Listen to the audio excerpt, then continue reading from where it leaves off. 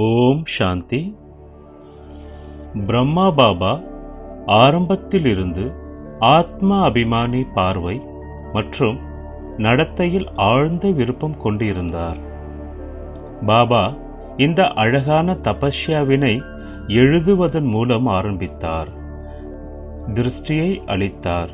இந்த பயிற்சியின் மூலம் சிறியவர், பெரியவர், பணக்காரர், ஏழை மற்றும் ஜாதி, நிறம் போன்ற அனைத்து வித்தியாசங்களும் அழிந்தது.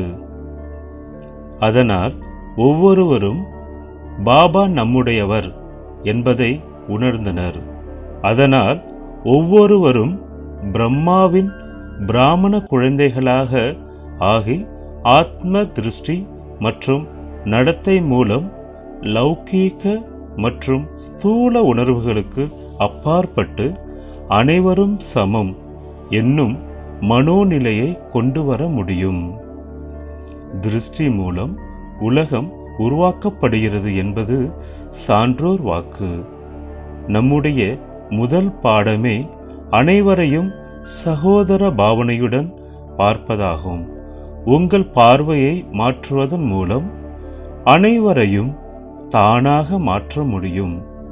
எப்பொழுது அனைவரையும் ஆத்மா என பார்க்கின்றீர்களோ அப்பொழுதே இந்த உலகம் பழையதாக ஆகிவிட்டது என்பதை இயற்கையாகவே உணர முடியும்.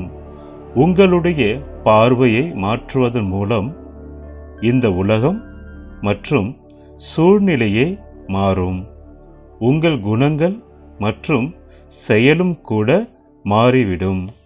அதனால் ஆத்ம திருஷ்டி மற்றும் உள் மன உணர்வில் இயற்கையாகவே இருக்க பயிற்சி செய்யுங்கள்.